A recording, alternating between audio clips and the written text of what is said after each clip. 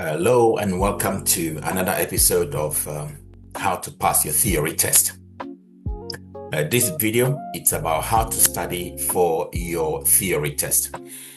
Okay, so in one of the videos I mentioned, we've got to go through all the question bank. Okay, it's about 740 questions or more. Go through each category. After going through each category, you can then go into doing a mock test.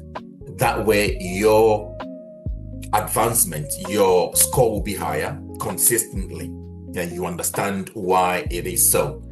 But if you don't go through the question bank and you just go straight into your mock test, some of the questions in the categories may not feature in your mock test and therefore will not even come across it at all in your mock test.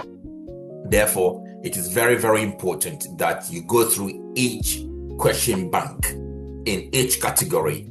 Try to address those concerns and understand why certain answers the way they are. If they're correct, that's fine. If they're not correct, try to memorize the reasons why they are not correct and get the correct answer. And then you're into your mock test and you will see that you are actually getting higher scores consistently. So I'm going to share my screen with you. Okay.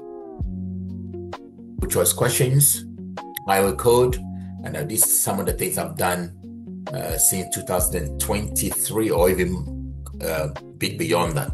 So go to multiple choice questions. Let's go through each one of them one by one. Okay.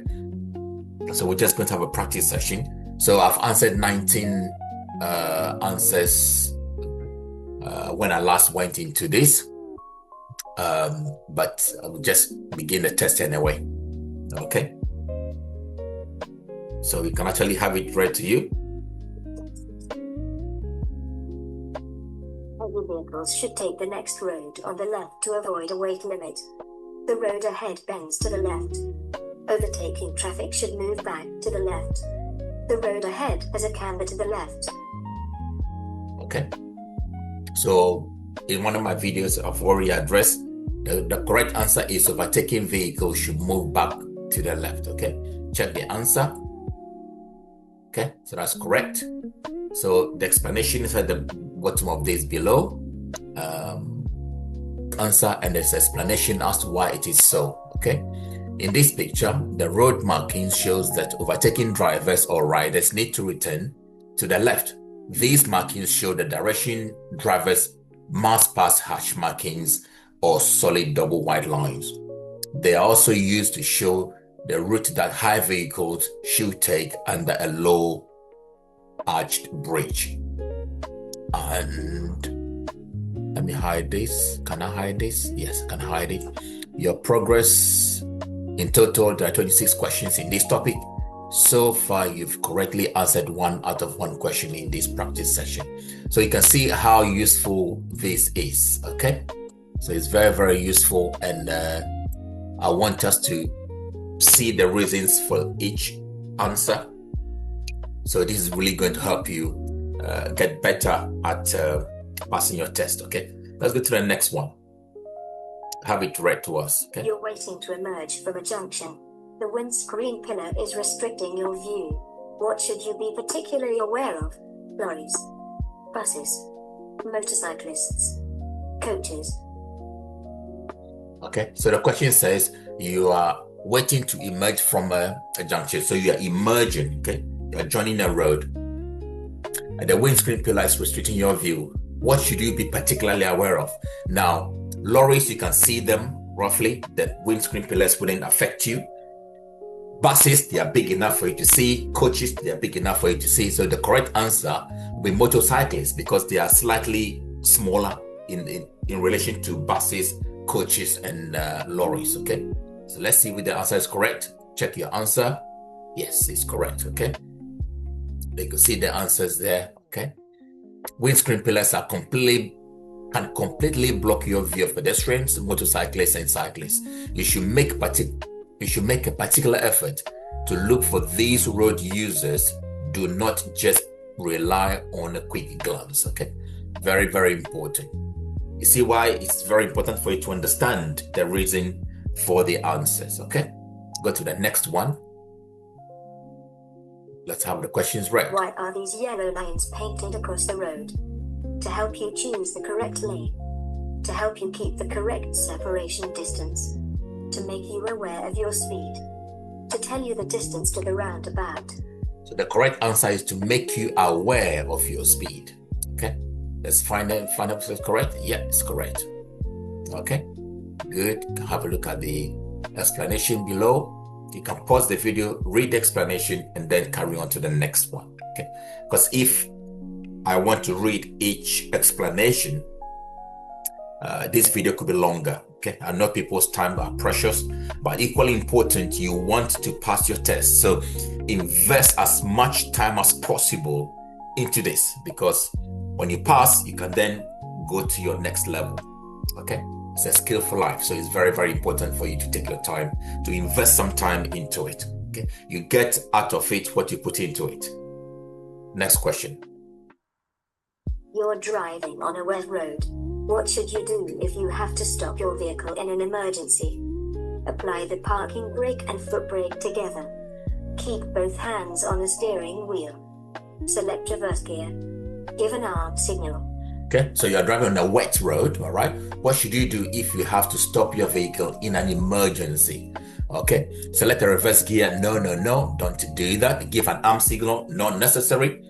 Keep both hands on the steering wheel is the correct answer. Do not apply the parking brake and the foot brake together. So the correct answer will be keep both hands on the wheel. Okay, good. You can see it's correct. See the explanation there below. Okay, next question. What should you do as you approach this bridge? Move to the right. Slow down. Change gear. Keep to 30 miles per hour. Okay, so what should you do as you approach this bridge? Okay, those are the answers. But if you look, there's a sign here telling you what to do. Okay, oncoming vehicles in the middle of the road. Okay, the sign is telling you all the what is happening or what is going to happen to the car coming next to you. So all these road signs or traffic signs are there to help you be a safe and a good driver for the rest of your life. Without these signs and road markings, we'll always be having an accident. So these signs and road marks are there for us to use. So please, whenever you're driving, pay attention to what they're telling you, and that way you'll be able to avoid any near-miss collisions or accidents. Okay, so what should you do as you approach this bridge? Okay, yeah, we can move to the right, change gear. Okay, want to reduce speed, you can slow down. Yeah, so the correct answer will be to slow down. Okay, you can move, say, oncoming vehicle in the middle of the road, so you want to slow down. Let's see if that is correct. Yeah, it's correct. Okay, you should slow down and be cautious. Bridges are often narrow and there may not be enough room for you to pass an oncoming vehicle at this point. Also, there is no footpath, so be aware of pedestrians in the road. This is another clue as to other things. There could be another question relating to this, that what can you expect coming towards you? So pedestrians are likely to be the answer. Okay, so good point. So you need to slow down. So move to the right now, because there's two lanes there. If you move to the right, you'll be on the side of the oncoming traffic, which is dangerous. So do not do that. Change gear is necessary. You have to reduce your speed, but it's not the most important answer. So sometimes you could have two answers that are similar. You got to think carefully to see which one makes more sense. Slowing down automatically means you're going to reduce your gear. So if you say reduce your gear or change gear, could change gear up or down. So that doesn't make sense. I hope that's clear. Change gear, it's pretty vague. You can change up to 5th gear and still create a problem, or you can change low, which would be a good one. But the answer is just saying change gear, so that's vague. Okay, keep to 30 miles per hour. No, you may need to slow down more than that. Okay, so the correct answer, as we've already discussed, is the slow down one. Okay. you're traveling along this road. How should you pass this cyclist? Sound your horn as you pass. Keep close to them as you pass. Leave them plenty of room as you pass. Change down one gear before you pass. It's pretty simple here. Leave them plenty of room as you pass. Okay, that's the correct answer. Okay, you can pause the video and read the explanation. Next question. You're turning right onto a dual carriageway. What should you do before emerging? Stop, apply the parking brake and then select a low gear. Position your vehicle well to the left of the side road. Check that the central reservation is wide enough for your vehicle. Make sure that you leave enough room for a vehicle behind. Okay, so this is a good one. So you are turning right, okay? Turning right onto a dual carriageway from a side road. What should you do before emerging? And this is very, very important. So you as a driver, you cannot block that car. Is the central reservation big enough for it to contain you? If your car can fit in there, then you can fit in there safely. That is fine. You got to make sure this is clear. Then move into that central reservation, and then make sure that the cars from your left are also far away or is clear before you join the road. Okay. So let us look at the answers again. Stop, apply the parking brake, and then select the low gear. That's not correct. Check that the central reservation is wide enough for your vehicle. Okay, that's a good answer. We'll leave that one there for now. Position your vehicle well to the left of the side road. That makes some sense, but it doesn't really. It's not the most important answer right now. Make sure that you leave enough room for a vehicle behind you. That's not important. So if you're not sure about this, so the answer is between this and this. Okay. Now position your vehicle well to the left of the side road. True, but it's not the most important one. Okay. The most important or the most plausible answer. The plausible answer will be check that the central reservation is wide enough for your vehicle, so that when it is clear from the first one here, you can cross, hide in here, and then move on. Let's see whether that's correct. Absolutely, that's correct. Okay, good.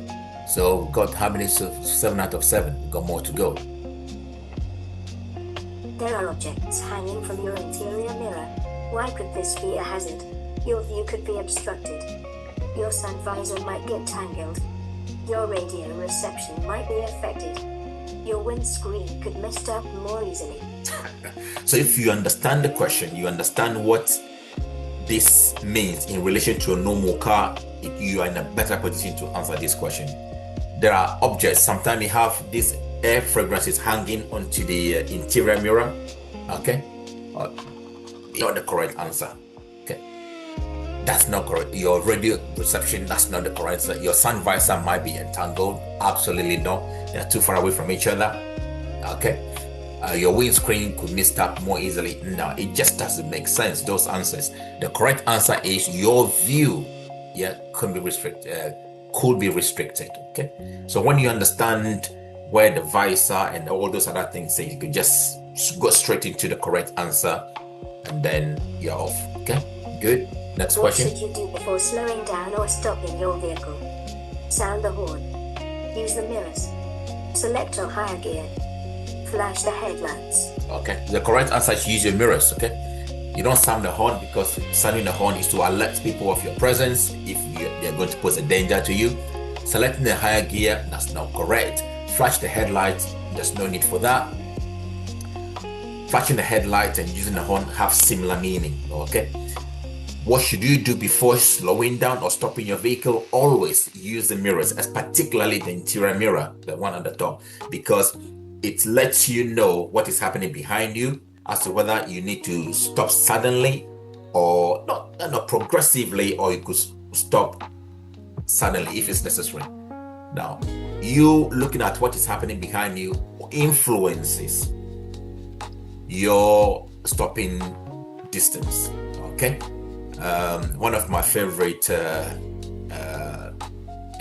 mentors, a driving instructor for many years, says you don't have to be on TikTok to influence people. So when you're slowing down, let's say traffic light is red and you're doing 40 miles per hour and you need to slow down, start slowing down, check your interior mirror, have a look at what is happening behind you. If someone is coming too fast, that should influence the way you stop, because if you stop suddenly, they are most likely going to hit the back of your car. So you have to stop progressively, try to influence them before you come to a stop. Okay, you want to protect the back of your car. Okay, that's correct answer. Okay, good. Next one.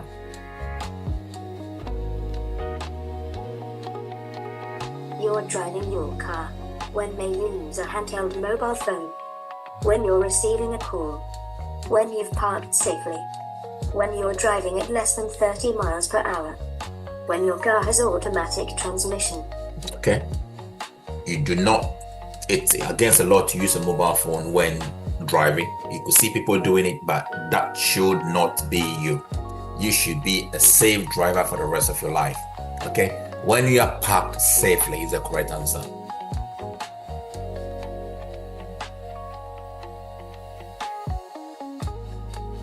Why should you switch your headlights on when it first starts to get dark? To make your dials easier to see. So others can see you more easily. So that you blend in with other drivers. Because the street lights are lit. Yeah, so why should you switch your headlights on when it first starts to get dark? You want people to see you, okay? To make your dials seen more easily, that's not correct. So that you blend in with other drivers, it's ridiculous answer. Because the street lights are late. No, so the correct answer is that one. Once again, if you know what the question is asking you, or if you understand what the question is asking you, it is easier for you to select the correct answer. Okay. You're waiting to turn right at the end of the road. What should you do if your view is obstructed by parked vehicles? Stop and then move forward slowly and carefully for a clear view. Move quickly to where you can see so you only block traffic from one direction. Wait for a pedestrian to let you know when it's safe for you to emerge. Turn your vehicle around immediately and find another junction to use. Anyway, so you're waiting to turn right at the end of the road. What should you do if your view is obstructed by parked vehicles? There's something driving instructors call creep and peep or peep and creep. So move slowly, check until your view of the road is clear, okay? And stop and then move forward slowly and carefully. Peep and creep or creep and peep, one of them, for a clearer view, okay? That's the correct answer. Okay. Now, if at any point my explanation is not clear to you, please drop a comment in the comment section below, and I will explain that to you. I will reply to that comment and then answer that question for you correctly. Okay, I'm here to support and to help anyone who will benefit from this to pass their theory test. Very, very important. That is why I'm doing the series of this. I want to cover all the 704 questions or 999 questions so that you can understand the reason why the answers are what they are. If it's wrong, you got to try to understand why the answer you selected is wrong, and then try to memorize. Sometimes you got to memorize some of the answers if it doesn't make sense to you. Then kind of link them or do some associations with certain things. For example, when I was learning to drive in 2003, 2004, when we talk about toucan crossing, I'll say two can cross. So that is my way of trying to remember toucan crossing. So two can cross. Yeah. So a pedestrian and a cyclist or something like that. Okay. So you can make some neural associations to help you remember some of these answers. Okay. It's very, very important. Question 13. Making a turn. Give an arm signal as well as using your indicators. Check road markings to see that U-turns are permitted. Look over your shoulder for a final check. Select a higher gear than normal. If an arm signal that's not correct, look over your shoulder for a final check. Check road markings to see that U-turns are permitted, that's correct. normally some places U-turns are not permitted, but we assume that U-turns are permitted on where we're trying to do them. Okay, select the higher gear, that's wrong. Give arm signal, so this will be the correct answer. Okay, all right, let's go to the next question. What should you do when you're approaching traffic lights that have been green for some time? Accelerate hard. Maintain your speed. Be ready to stop. Brake hard. Okay. So you're approaching a traffic light that have been green for some time. Yeah, should be prepared to stop. Okay.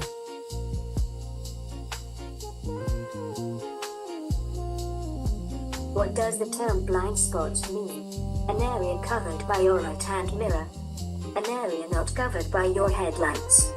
An area covered by your left-hand mirror. An area not visible to the driver. Yeah, an area not visible to the driver on the mirrors. Okay.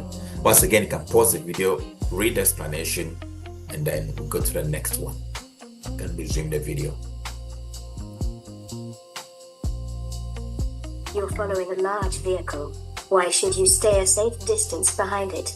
You'll be able to corner more quickly. You'll help the large vehicle to stop more easily. You'll give the driver a chance to see you in their mirrors. You'll keep out of the wind better. Okay, so if you're too close to a large vehicle, they can't see you in the mirror. Okay, so you want to stay a good distance away from them. That way they can see you in the mirror. Okay, so the correct answer is you will give the driver a chance to see you in the mirrors. Okay.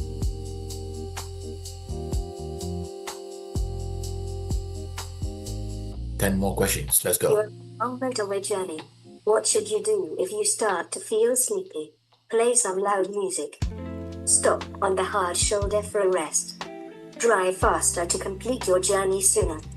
Leave the motorway and stop in a safe place. Okay, so you start to feel sleepy when you have been driving for a long time. Play loud music. Sometimes it helps, but it doesn't always help. It's not the safest thing to do. Okay, let me say that again. It's not the safest thing to do, and it's not the correct answer. Okay, stop on the hard shoulder for a rest. No.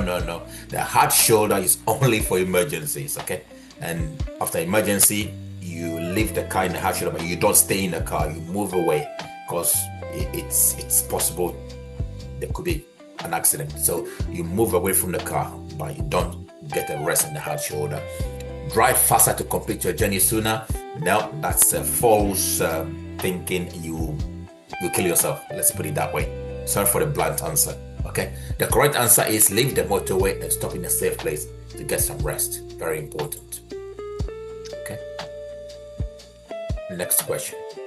What should you do if you cannot see clearly behind when you're reversing? Open the window to look behind. Open the door to look behind. Look in the near side mirror. Ask someone to guide you. Okay, so what should you do if you cannot see clearly behind when you're reversing? Okay, so there's possible two answers, thinking from somebody who doesn't know a correct answer. Open the window to look behind. That's a possible answer. Open the door. Never ever open the door when you're driving. You see people do it. Don't let that be you. Okay, look in the near side mirror. That's wrong. Ask someone for help. Sounds like a better answer.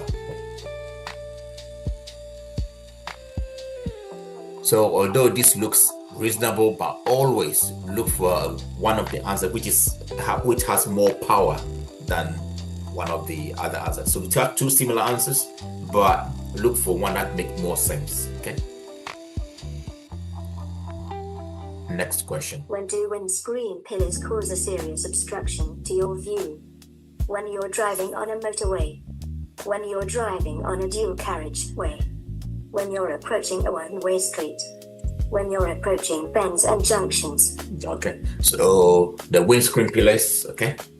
I hope you know what that means, where the glass, the windscreen glass, it's slotted into the pillars, okay? The side of the car.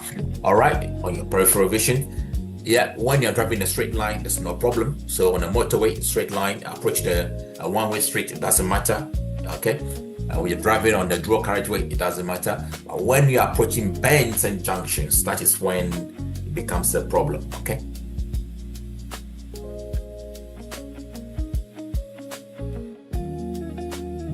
question.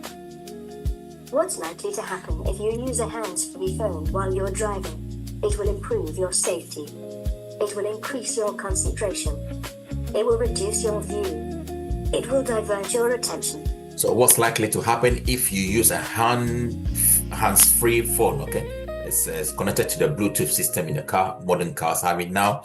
While you're driving, okay, it will not improve your road safety. Definitely not. It will not reduce your view. No. Will it increase your concentration? Absolutely. It will actually divert your attention. Okay, that's the correct answer. Okay, once again, pause the video, read the explanation, and then resume the video. Okay. What should you do if your mobile phone rings while you're driving or riding? Stop immediately. Answer it immediately. Leave it until you have stopped in a safe place.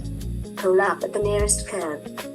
Okay, so don't stop immediately, don't answer it immediately, leave it until you have stopped in a safe place. Okay.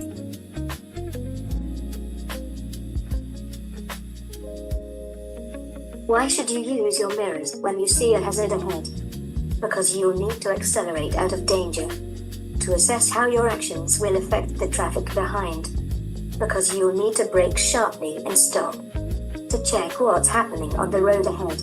Okay, so why should you use your mirrors when you see a hazard ahead? So you could see that we had a similar question earlier. All right, because you need to accelerate. No, that's not correct. Because you need to brake sharply and stop. No, you don't brake sharply and stop. You want to see what is happening behind you and how you can influence people behind you. Okay, to check what is happening on the road ahead. No, to assess how your actions will affect the traffic behind. Okay, because if you brake sharply, it's going to affect the traffic behind. When I slow down slowly, it will affect traffic behind. However, in a considerate way. Okay. Once again, read the explanation and then resume the video. Okay. Next question, please.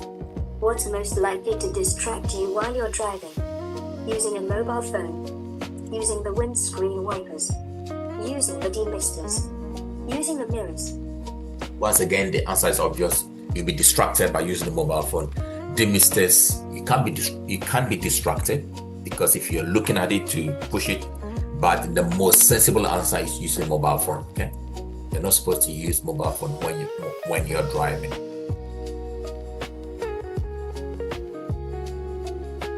How can you make sure that a satellite navigation (sat-nav) system does not distract you when you're driving? Turn it off while you're driving in built-up areas. Choose a voice that you find calming. Only set the destination when you're lost. Set it before starting your journey. Okay, so sat-nav, you don't want to be driving and fluffing with the sat-nav because it's going to take your attention away from the road and cause an accident. So turn it off while you're driving in built-up areas? No. Only set the destination when you're lost? No. Choose a voice that's calming. Yeah, nice, but that's not the correct answer. The correct answer is you set it before you start your journey. Okay, that's the explanation. Next question. What should you do when you move off from behind a parked car? Give a signal after moving off.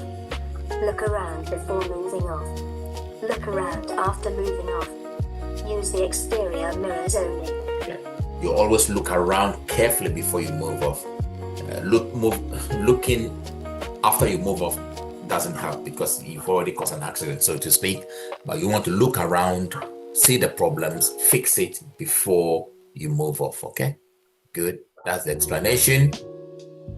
So one more in this category. Okay.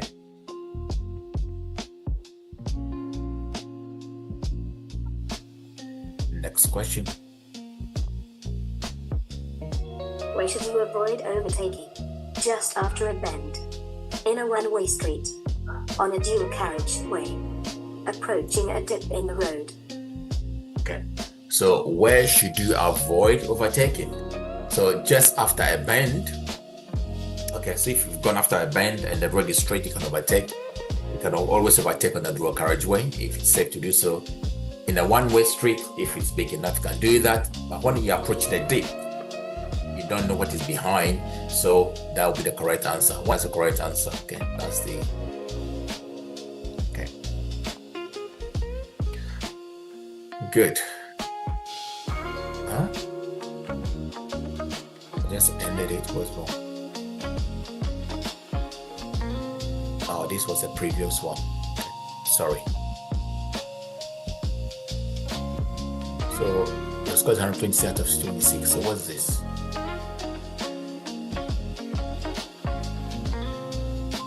Anyway, I don't know what that is, but definitely you've seen us choose the correct answers and everything went well. Okay, these were a mock test that was done some time ago. Okay, I haven't used this for a long time. Okay, all right, so let's go back to the topics. Okay, so you can see that alertness is now green. Okay, 26 out of 26. So if you do the same thing for each topic, you are in a better position to then go into your mock test after you finish the topics. You could see that you're going to consistently score higher points and understand the reason why the questions are the way they are and why your answers are correct. Okay, so that ends this video for the alertness, and hopefully this has helped you to be better prepared to understand the questions being asked and make it easier for you to pass your theory test. Look out for the video for the next category, attitude on the road. So look out for the next video on attitudes. Okay, thank you so much.